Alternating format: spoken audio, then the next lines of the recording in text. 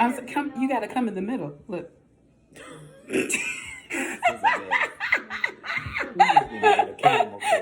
Hi everyone, my name is Minister Lachelle Strayhorn. And I'm Minister Hamal Strayhorn. And we are the co-founders of Wildflower Ministries. And we are invited. Oh, were you supposed to say that, or was I supposed to say that? You were saying it. I was saying it. Yes, I was correct. Yes, we are the co-founders of Wildflower Ministries, and we are inviting you in to get to know us.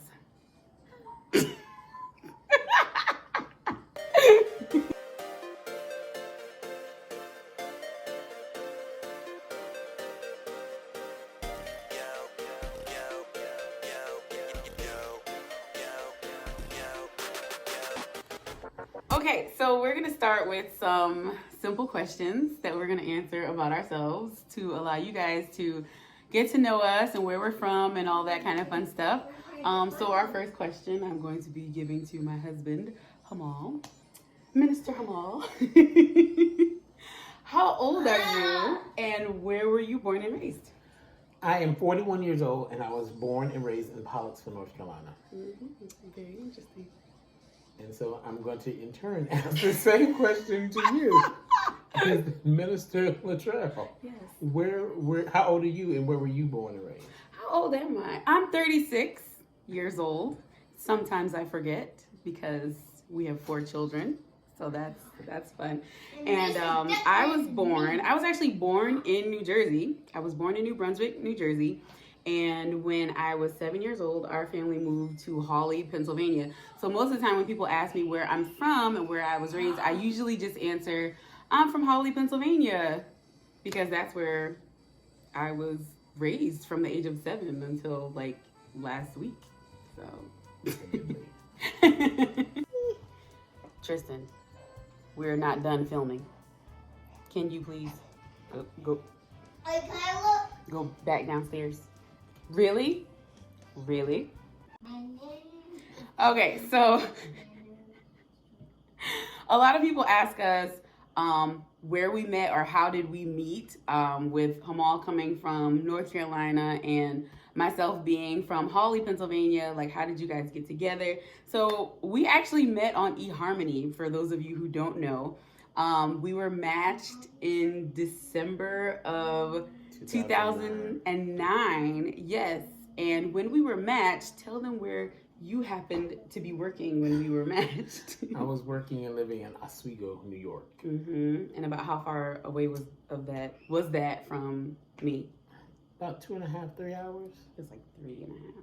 Was it?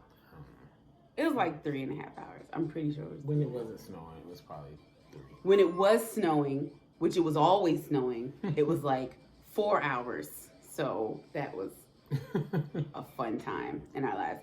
So we were matched in December of 2009. We actually met in person on my birthday weekend, in the weekend of January 12th. That was the first time we actually met in person. And then I think by the end of that month, you asked me to be your girlfriend. Do you remember? Yes. At my favorite restaurant in Holmesdale. I can't remember that. It was a Chinese buffet. Chinese buffet. So yummy. And he asked me to be his girlfriend. And then, let me see. That February, you gave me a promise ring. Was it February? Yeah, because it was like Valentine's Day. You remember? And then when did you actually go get an engagement ring? I feel like I got the engagement ring in April. I got the engagement ring in April. In April? Yeah. So he knew. He knew then. He wanted all of this.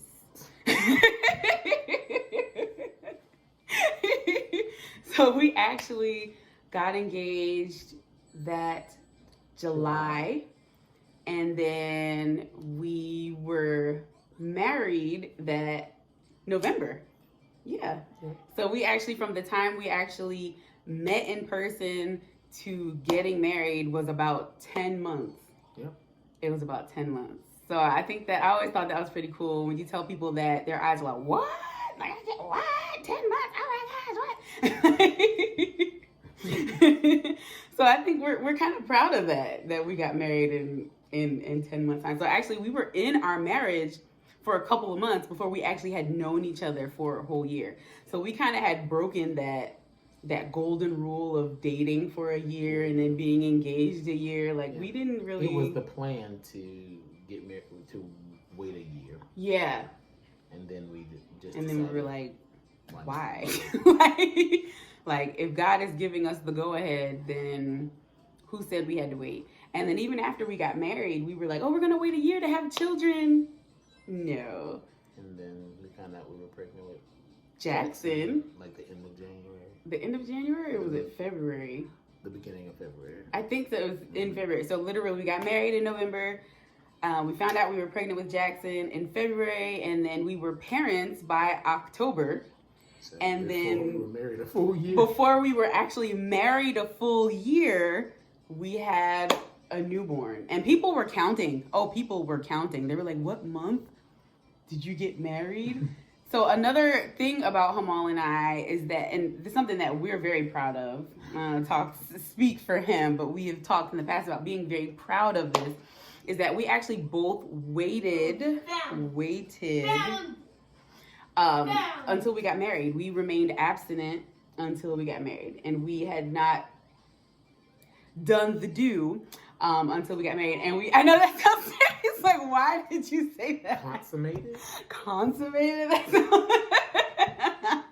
I don't know how else to put it.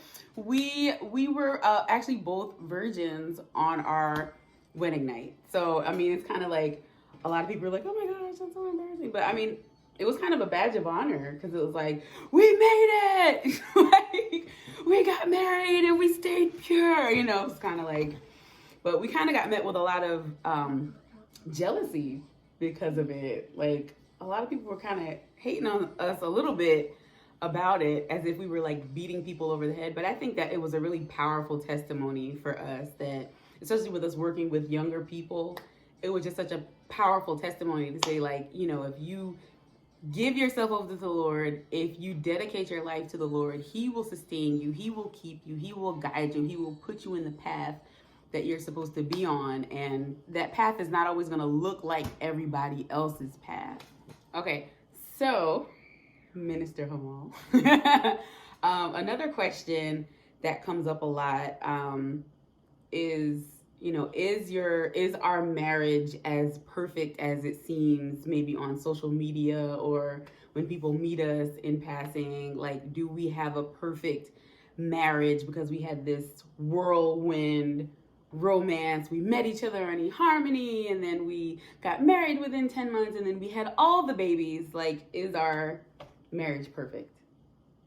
Are you asking me? I'm asking you to answer that question. No, it is not. I think there's a lot that goes into marriage. There's a lot that you have to put in. Love is not love is, what is it? What did I want to say? Love is not always the feeling, is also an action, and so you have to be able to invest in your marriage and invest the time. And so, you know, over the past years that I've been learning myself, Latrella's been learning herself individually and as a couple, and so there's a lot of stuff that we came into the marriage with, baggage, unhealed wounds, and so and so, you know, even after 10 years, we're still growing, we're still learning, and, you know, is there arguments? Just because you're Christians doesn't mean that you're not going to have hard times within your marriage, and strains, and having 4 kids, that also puts a strain on your marriage as well. Just a little bit. You know, and kids are great. They're wonderful. They're a blessing. But when you have kids, that it pulls you in all different directions. And so, yeah. And so even as we just celebrated our 10-year anniversary, you know, we still get marriage counseling. We still need a tune-up, and we still have individual counseling, because mentally, physically, spiritually, the stuff that you bring into the marriage, oftentimes it's in your marriage that you really really see yourself for who you really are. So I always tell people there is a difference between a dating relationship and a marriage relationship. There is a difference. People swear that it's not different. It is different. It is very different. But, you know, we are very much so a couple that believes in counseling and seeking help for your issues and understanding and recognizing that we all have issues. We have issues, whether you're a Christian or a non-Christian, we have issues. And especially if you were raised in the church, there's a lot of toxicity. And I always tell my husband, like, we were taught to repress and not to heal. And so repress, and then age 36, you're like, I can't, Everything starts bubbling forward, things bubbling out, and you can't repress and suppress. And God didn't create us to repress our feelings. He didn't create us to push down everything. He created us to be free. Mm-hmm. And he said that, in his word, he said, if you trust in him, you are free indeed. Mm-hmm. And so therefore, suppression is not a way of being free. Oppressing ourselves is not a way of being free. So when we have emotions, when we have these things, we have to release these emotions. We have to talk about these emotions, and it's okay to work with other people to talk about these emotions that we have. A lot of times as Christians, we just want to say all we need is Jesus and Oprah. And it's great to have Jesus. Jesus is our center, and that's who we need to be focused on and looking to. But God did not create us to be in silos. He gave a part of himself to other people to so that we can have to talk to and to help us process through some of these things that we have in our lives. That's it's one thing that I've learned growing up. Well, Latrell may have been taught to repress and like you couldn't be angry or something. My parents always taught us that anger and emotion is a part of our life, and so the Bible tells us to be angry but sin not. And so anger is an emotion. We can have these emotions, but how are we utilizing these emotions, and how are we not repressing these emotions, suppressing these emotions, so that we can have a close and stable relationship with Christ. Right. So even, with all of that, it's really important to keep in mind that what you see on social media, those are just screen grabs of our day-to-day. Those are those little perfect moments, or sometimes those super imperfect moments. You guys know that we'll post pictures of, Tristan has bitten duck and Jackson and Lyric are running wild or stuff like that. But again, when you look at people's lives on social media, it's literally like looking through their front window. There's 60 other windows in the house, and you're only getting a glimpse of one room, one angle, one place, in their house, in their situation. And so, like I always say with social media, don't compare your life to what you see on social media. And also understand that what God has for you is for you. What God has for us is for us. Because when you get into comparison and you're looking at the highlight reels of other people's lives, and you start to begin to want your life to be that, and not even realizing that that's a highlight reel. Like some of the pictures that we post of our perfect, beautiful family picture, like our Christmas picture, y'all don't know how hard we had to work to keep the kids from scattering in 20 different directions. It's not perfect. Life is messy. Being a parent is messy. Being a grown-up adult is messy.